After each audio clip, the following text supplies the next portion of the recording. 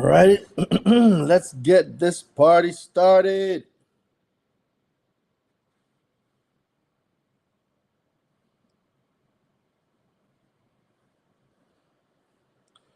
All right.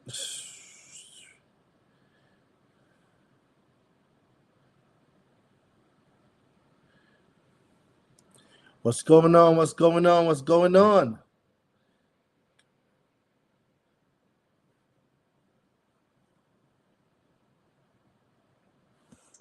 All right. Sweet. All right. What can we do about late payments? Excellent question. That's a great question. Today's my birthday. Let's go. Happy birthday to you. Let's go. One more revolution, one more cycle around the sun. All right. Let's get it. Let's get it. Let's get it. Let's go. Let's go. Let's go. I have one late payment with capital one, need to be removed. All right. So it seems like today we're going to start off with late payment. So let me see. So it seems like we are going to start off with late payment. So comment late payment in the chat. All right. So it seems like late payment is what we're going to start off with today. So just give me a few. Let me get this set up, and then we're going to start with late payment.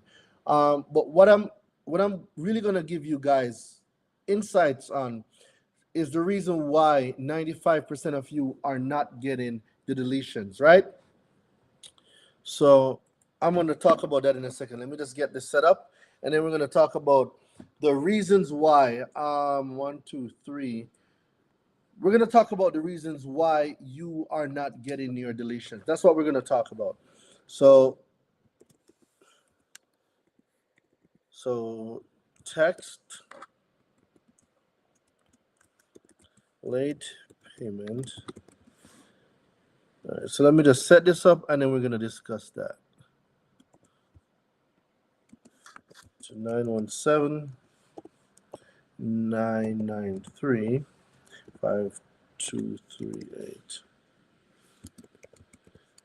Get your late payment deletion guide. All right. So we're going to talk about the reason why a lot of you are not getting results. All right, the dispute process, right? I feel like they aren't deleted anymore. They just update things and adjust them. I'm going to speak about that too. See, we've been using Metro 2 and lates have been coming off. So Metro 2 and late payment, these are different strategies. So when we talk about late payment, ladies and gentlemen, there's a few things when it comes to late payment. Most of you don't know how to dispute. And for those of you that are going to come on here and talk about you've been using Metro 2 to get late payments deleted, well, let's talk about how do you get a late payment deleted. How does Metro 2 delete a late payment? So for my Metro 2 friend, where is my Metro 2 friend? Click the button to join me on the live, and let's talk about how we delete a late payment using Metro 2 versus how we delete a late payment using consumer laws. One you can get paid for, one you cannot. I'm with Dion. That's cool. So let's talk about how you get a late payment deleted using Metro 2. So let's talk about the dispute process, because a lot of times people get mixed up with the dispute process. So we need to really define the dispute process. What's going on, King? How are you? Hey, what's up? It's Relentless. So I'm the credit gardener, Mm-hmm. and I've been watching you for a while. Congratulations and thank you. I'll probably see you tonight at Dion's event, right? I have a podcast. I'm heading to a podcast after this. Okay, so you're not at Dion's event later? No, I'm going to a podcast. I have an interview. Oh, okay. So yeah, I'm in Dion's program, and we've been getting amazing results with getting lates and repos and even bankruptcies off. And for me, it's a set it and forget it. You know, I've been calling bureaus, putting on the show, getting the right sometimes getting the right person on the phone helps, right? Getting past that first threshold of a representative, so I can get to the special department and the fraud department. But and that's been working nonstop. But because we have now like over 150 clients, it's very consuming to make those calls. So I used in Metro 2, and all I have to do is basically get the client's social, a driver's license, and a utility bill, and it's a set it and forget it from me. All right. But now sometimes I do get when I do it myself and I use FTC, I do get verified. I have been getting a few of those verified, so I definitely want to know what you do when you get the verified, because I have the police report in for one particular client, and but the lates have been coming off. All right, so let's talk about that. So there's two types of people, right? And there's one set of people who don't want to learn, set it and forget it. It's cool, we get it off. But there's another set of people that wants to learn the process. See, using the software, it gives you one form of remedy. The one form of remedy that you get is a deletion. But where we talk about consumer law, we're actually talking about one, getting the items deleted, but two, getting a check, right? We're talking about getting the check. So there's two types of people. For people that just want to set it and forget it, that don't want to comprehend credit, the software is there for them to use, and that's okay. Don't get me wrong. I don't want to learn about credit. I want to be in the dark. I don't want to know the process, and that's fine. I do want to learn. I have been doing it myself. No, I'm not talking about you, brother. We're talking about the two people. Oh, okay. I apologize if I made it seem like I wasn't speaking about you, right? Gotcha. But then there's the other set of people. Now, what people don't know is how the dispute process works. The dispute process is the reason why we have excellent credit repair business owners and credit repair business owners that only regurgitate what they hear. Now, when we take Metro 2, can you explain, and it's okay if you can, and like I said, this is just me wanting to know exactly, how the process works. What is Metro 2 attacking, and what type of dispute does Metro 2 send, and where is the inaccuracy that Metro 2 points out? So for me, what I've been seeing is because of the dynamic of the letters. The letters are so dynamic. Define dynamic. What does that mean? They speak code. They speak code. They speak color code. They speak law. They hold the system. I'm thinking the system starts with an O. It escapes me. I'm having a brain freeze. But it holds the system accountable. Oscar. It holds Oscar accountable with the dynamic of the letter. So the letter is different. It's not typical. I know people that write letters in crayon, which also works because you have to force them to use an individual to look at the letters. But yeah, it holds them Oscar accountable. So it's computer speaking to computer. All right. And what does the human learn from that? So from our side, like if you're a human and you're writing that kind of a letter, you're learning the dynamic of letter writing, which now you can use ChatGPT for, right? Not necessarily. So we're gonna go into, okay, give me an example of a Metro 2 late payment delition letter. Ooh, you mean the dialogue in it? The dispute itself, this part, because that's where the education is. People think it's about knowing what button to press. It's not the button to press. If I was to put you on a stage right now in a conference with 400 people, and a mom of four says Capital One has relentlessly been putting late payments on my credit, I'm tired of paying someone to do it for me. How can I get this late payment deleted? How would you use your knowledge of Metro 2 to... So that's in your your wheelhouse, Darion. Your wheelhouse. Like, you literally know every word in that letter because you've been doing it over and over again. I haven't been doing that in a minute. I haven't been reading the letters in a minute. So No, but it goes back to what I'm saying about the education part. So if we're gonna say Metro 2 and late payment, okay, what exactly is Metro 2 attacking? What exactly is Metro 2 targeted? What is the dispute flow for round 1, round 2, round 3 of a Metro 2 letter? Discrepancies. It's fighting the discrepancies. I'm sorry. It's fighting. Can you see me? It's fighting the discrepancies. It's fighting the specifics. It's using the law as a hold, as a stronghold. It's fighting the personal identifiers. So there are levels to that, but it's fighting basically what it's our computer. It's a computer working on behalf of our brain, so we don't have to literally think about what you're asking That's me. The part. That's the part that's missing. That's the part that's missing. So we hear about AI, artificial intelligence, but what about HI, human intelligence? See, we've become dependent on a system. And because we're dependent on a system, the know-how of what to do, that knowledge is being left behind. Right? But like I said in the beginning, there's two types of people. So if you were to ask me that question, so ask me the question, Doreen, how would you round one? Because I can tell you what's in a round 1 dispute, what's in a round 2 dispute, both to a consumer reporting agency and a consumer reporting agency, right? To a creditor and to a consumer reporting agency, with a clear distinction of what's in round 1, round 2, round 3.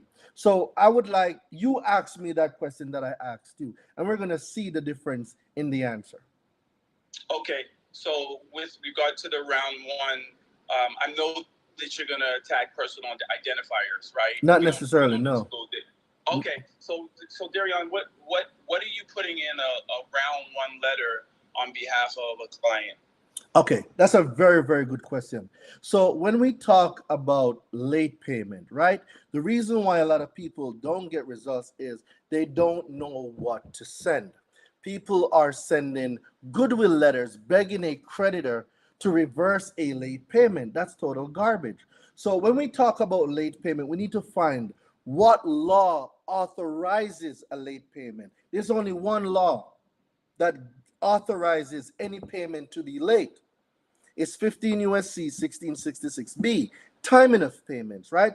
And it clearly says a creditor cannot treat a payment as late under an open-end consumer credit plan for any reason unless, the word unless changes the dynamics of the sentence. So what does unless mean? It says unless a statement was sent out along with the disclosures from 1637B 21 days before the payment due date.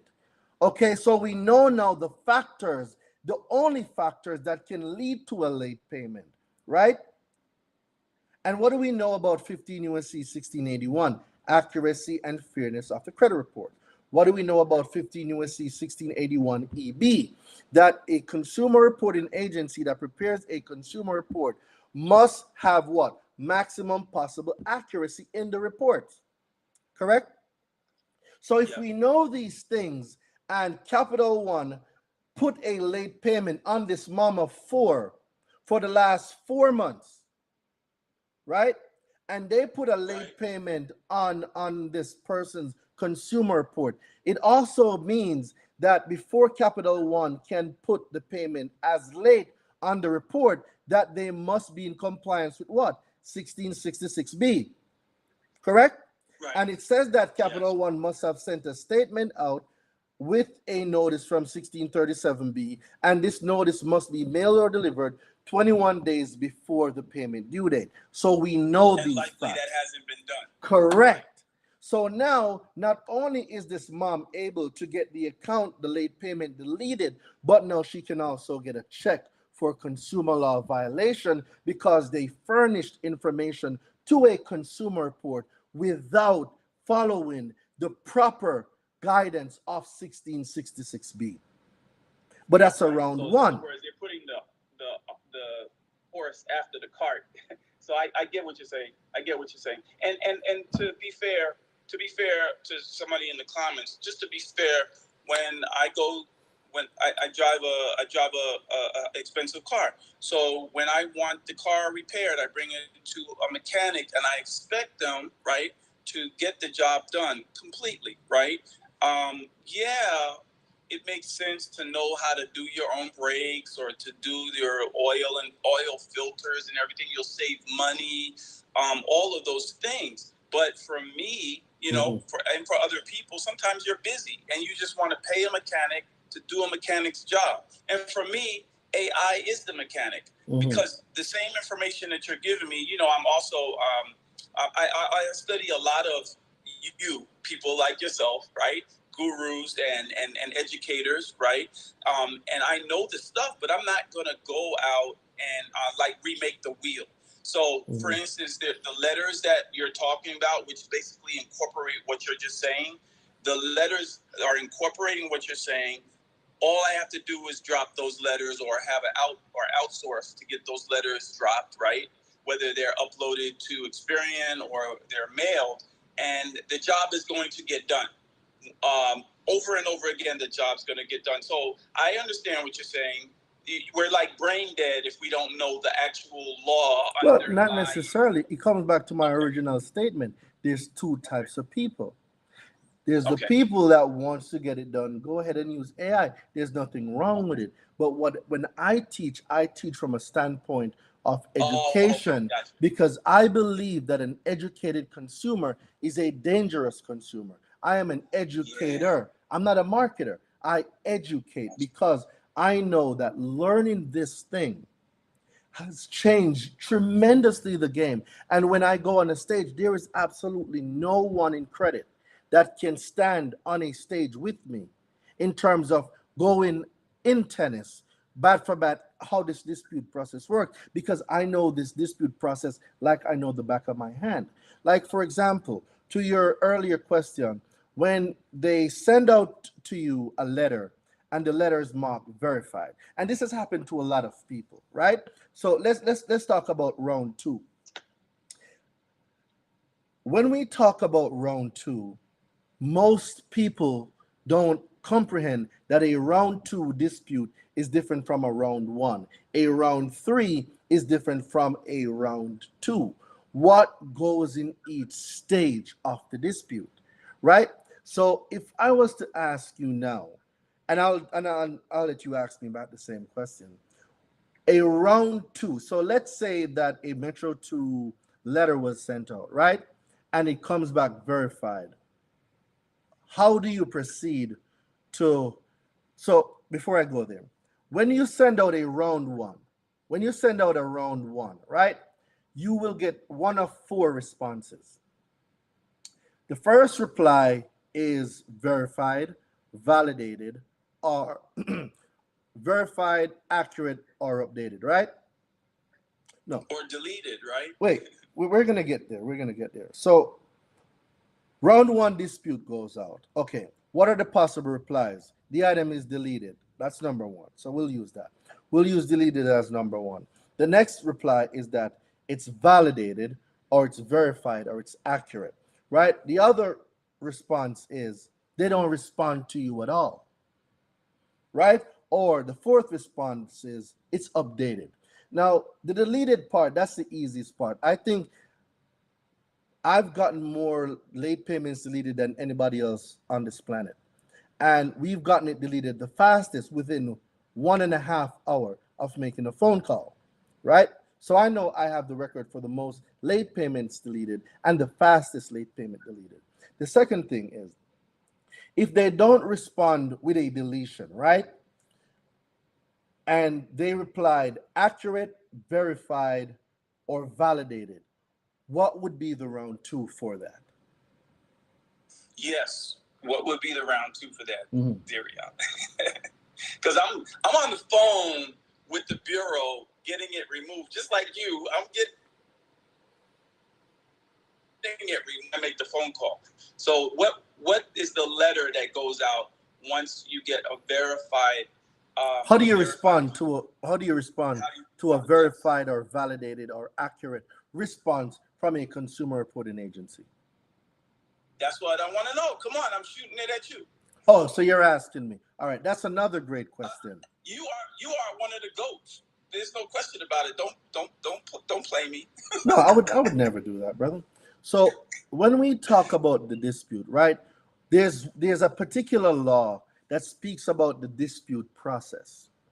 It highlights from step one within 30 days to what needs to happen if it's not verified, to what needs to happen if you need to request the description of the procedure. So when we're talking about now a round two, first we need to know what are the stipulations if a consumer reporting agency one replies verified, accurate, or validated. Well, that prompt what is called a I6B3 response. And an I6B3 response is if a consumer reporting agency states that a line item that was disputed is accurate and the consumer requests the description of the procedure for how this consumer reporting agency arrived at this answer, the consumer reporting agency have 15 days from the date of receipt of that notice, the I6B3 notice, to respond to the client.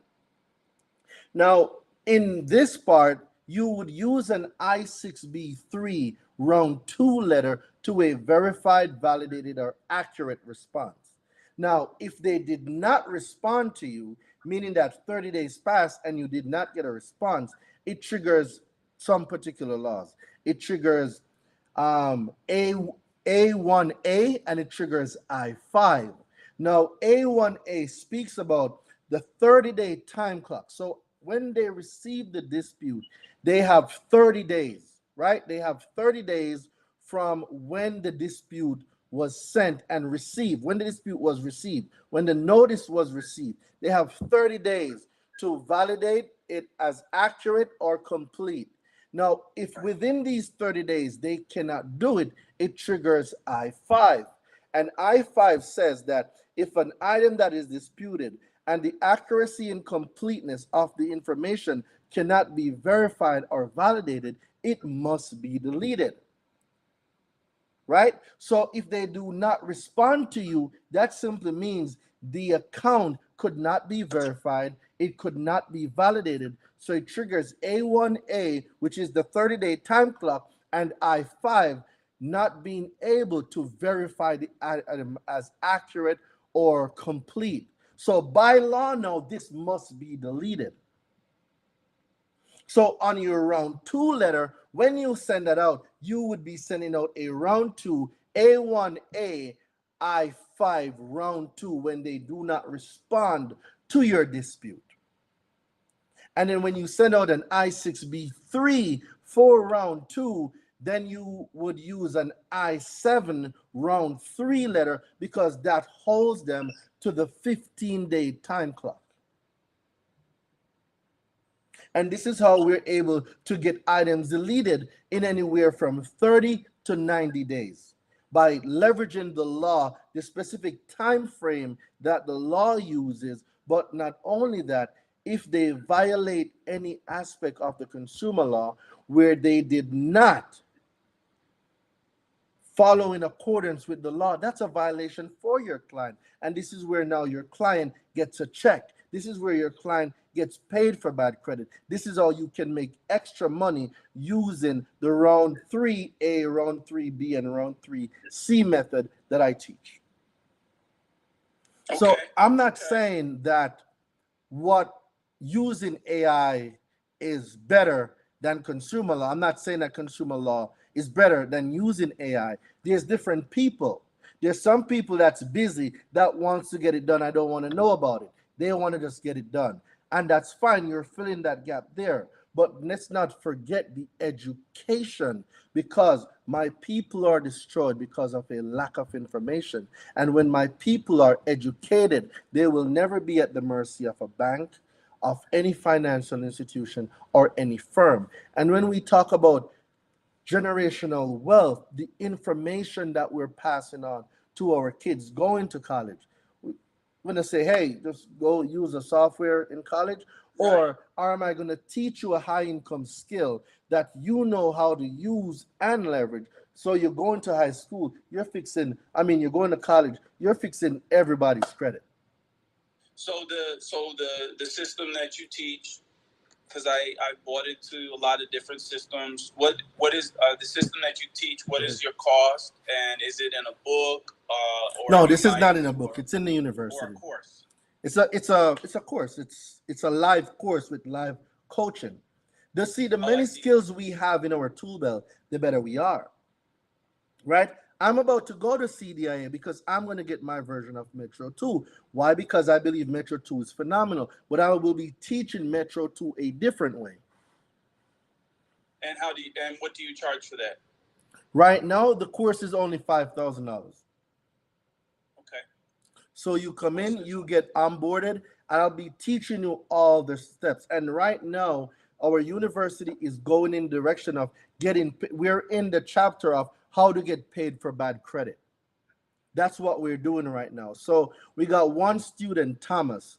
Thomas got a check for $35,000 from a creditor, and right now he's in a class action lawsuit for $975,000. Right?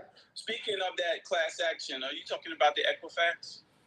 No, he's doing a different one. He's doing it for him and some other people. So when there's many ways. Is the Equifax closed?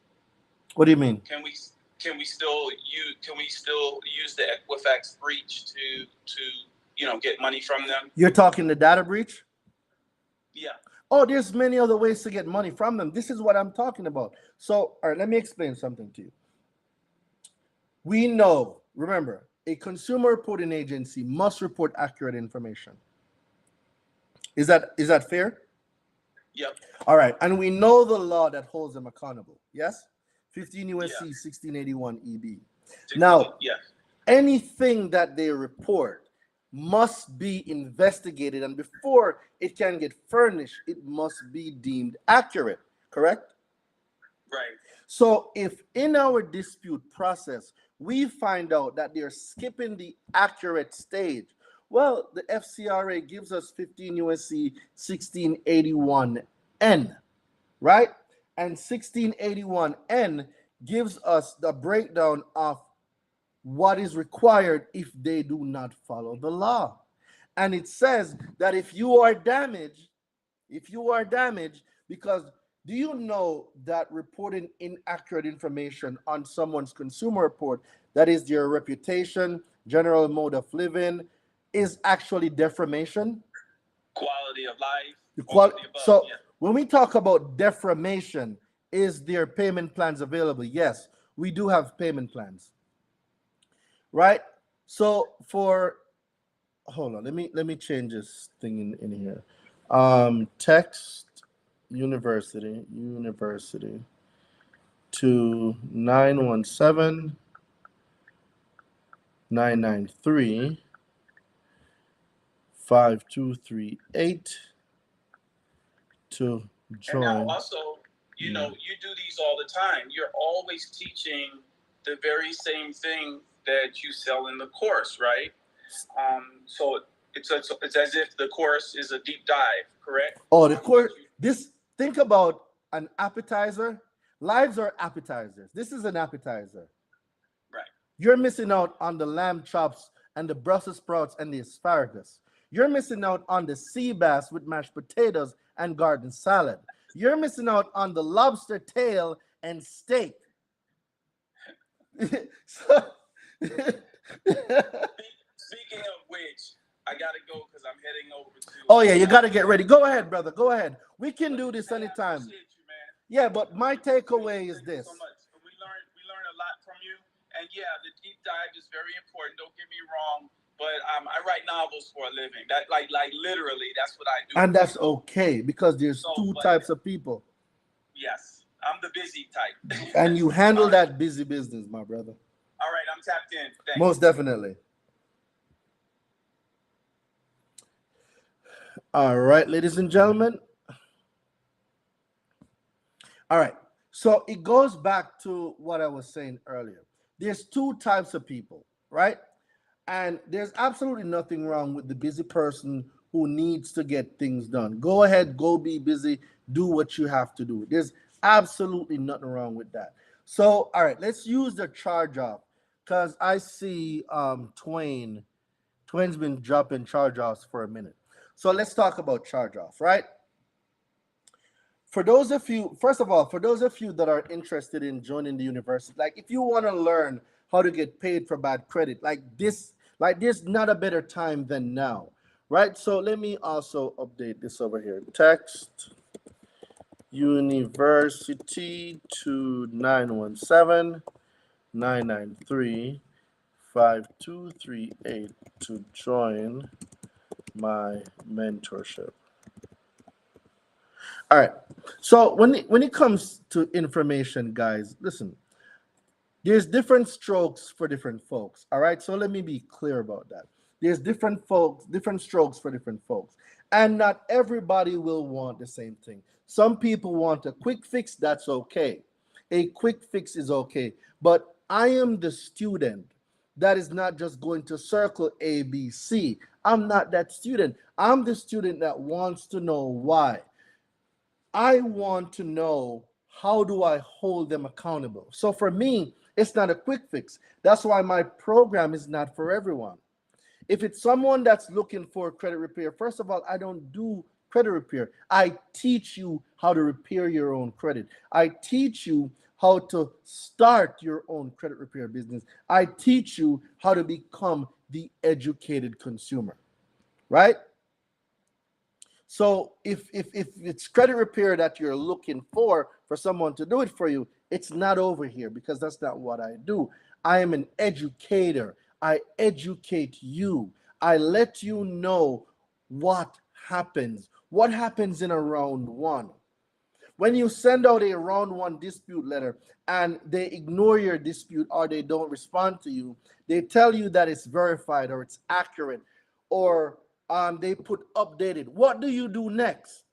What do you do next? What it works for anything, guys. It's a framework. So a charge off. Let me use charge off for example. A charge off 9 times out of 10, they list it on your credit as charged off collection, right? Well, how can it be a charge off and a collection at the same time? It cannot. So that right there is inaccurate reporting, right? So you dispute the charge off first under inaccurate reporting, right? Now, when you dispute this with the consumer reporting agency, the consumer reporting agency is going to come back and tell you that it's verified or it's validated, right? They're going to tell you that it's verified or it's validated. What does that even mean? What's the definition of a collection? What's the definition of a charge off? Right? So as we dive into now, what do these words mean? We will now see that the IRS says that a Form 1099-C or an item that is deemed as a charge off, guess what? It's gross or ordinary income. So if it's gross or ordinary income and we request the Form 1099-C from the creditor, what's going on, CEO, First Lady? How you doing? Right? And we request the Form 1099-C from the creditor that furnished the charge off and as collection, and they're going to say, oh, the item is not charged off. Well, if the item isn't charged off, how is it reported on the credit as a charge off? So how is it there? If you're reporting something as a charge off, but then in your dispute response to me, you're saying that the item is not charged off, how is it being reported? So then now two things happen. We know that the consumer reporting agency is lying. That's number one. But number two, it triggers 15 USC 1681 S2. And S2 says that a furnisher of information cannot report. They are prohibited by law to reporting information that they know is inaccurate or believed to be inaccurate. They cannot report inaccurate information. So how do you shut that down? by disputing the fact that the account is indeed inaccurate, and you're going to use facts to present it, right? So next, when you dispute with Experian, TransUnion, Equifax, they're going to reply to you verified or validated or something like that. And then now what you want to do is use the I-6B3 round 2 response letter to hold them accountable, requesting and demanding the description of the procedure that was used to verify the response as accurate. And they have 15 days to do this. So if they cannot produce the answer in 15 days, it triggers what is called I-7.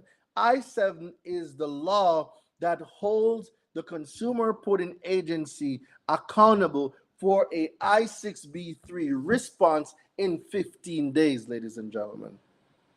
And this is how you get them. Round 1, round 2, round 3. Now it's time for arbitration or it's time for small claims. We will not be going no round 4, round 5. We don't do round 4. We don't do round 5. 3 rounds. 3 rounds and we're going to get paid. That is it. If they are not deleting the item, we are going to get paid. Why? Because we are using the law and we are enforcing the law. So this is how it works. So does this work for auto loans? It depends. What type of auto loan are we talking about? Is it an open auto loan? Is it a closed? Is it a repossessed? Like we need to put context, put focus, put a frame around what we're talking. So if we're talking auto loan, okay, cool. What type of auto loan are we talking about? And guys, I go in depth in my university. So what I teach in the university, the same steps that I was outlining to you guys right here, this is what I teach my students inside the university. This is what I teach. This is what we use. Right? This is how we get deletions. This is how students are getting paid. So yes, you can take the easy route, right?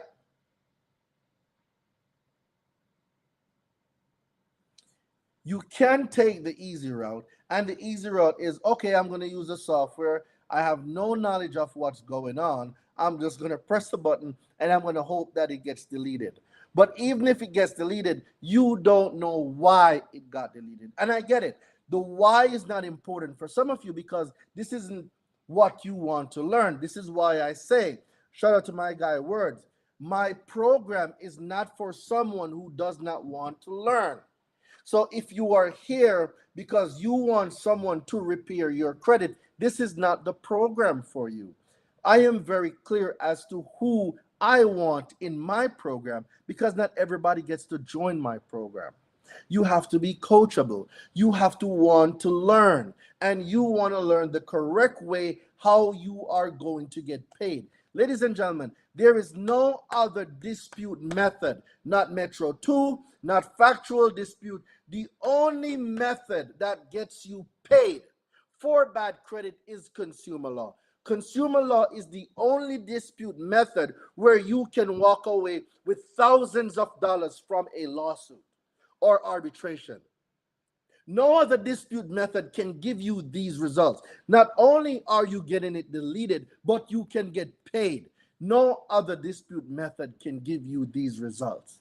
Hands down.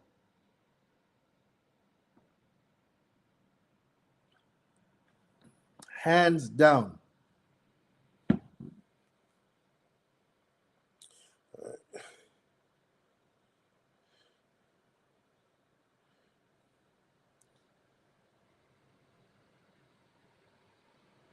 One second.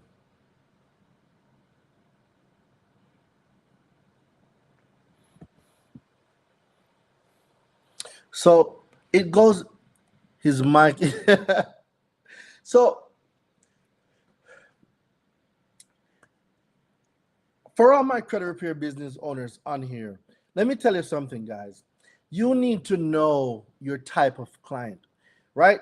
you're not doing credit repair for everybody. You must know who your avatar is.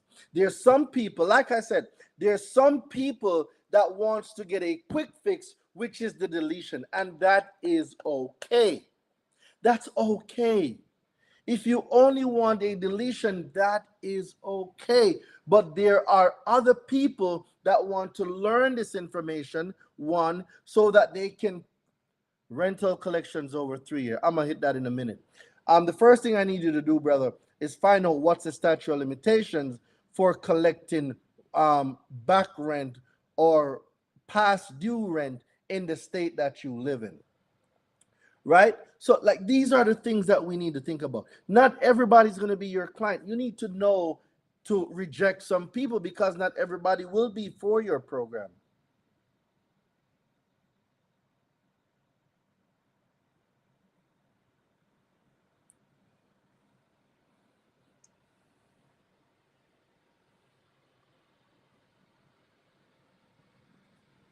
All right. So it goes back to, ladies and gentlemen, you have to know who your client is. You must also know what you need to do to bring in the type of people that you want because not everybody is for everybody.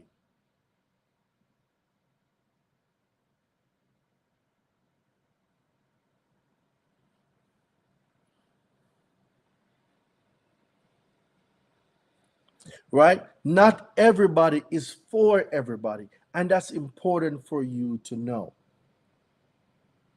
So you're going to have clients that are going to come to you and say, oh, I want you to do this. Oh, I want you to do that. Listen, I'm going to be specific. This is exactly what I do. All right. So when it comes to, all right, the leasing. All right. When we talk about leasing, all right, give me 2 seconds. I'll be right back. Give me 2 seconds. I'll be right back. Y'all don't run away. I'll be right back.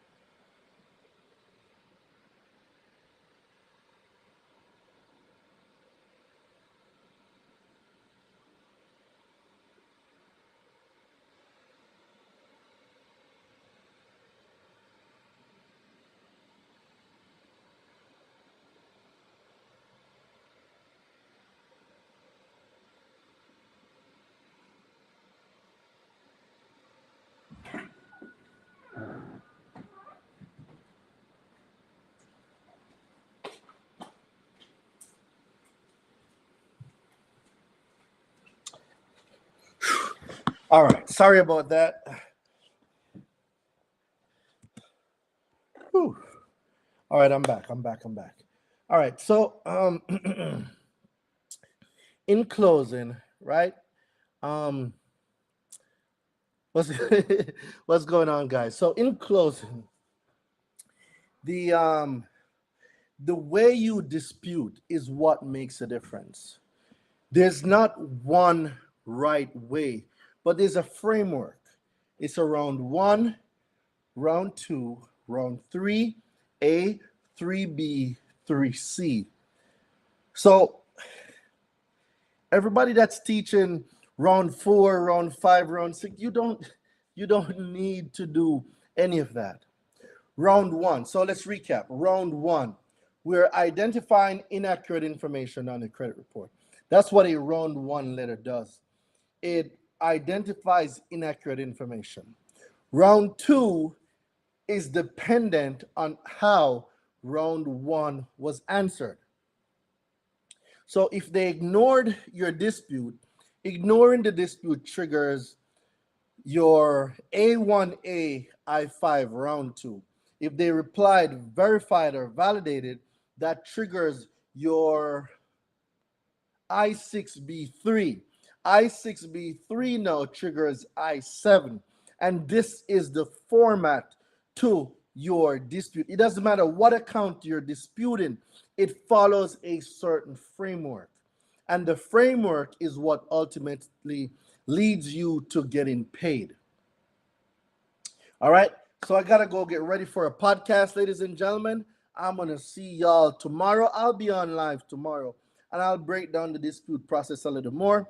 For those of you that wants to join the mentorship and wants to learn how to do this, all you guys got to do is text the word university. Text the word university to 917-993-5238. Just text the word university to 917-993-5238. Take a screenshot, it's on your screen. Text the word university to 917-993-5238. And I'll see you guys later on. All right. I got to go get ready for a podcast. See y'all later, alligator.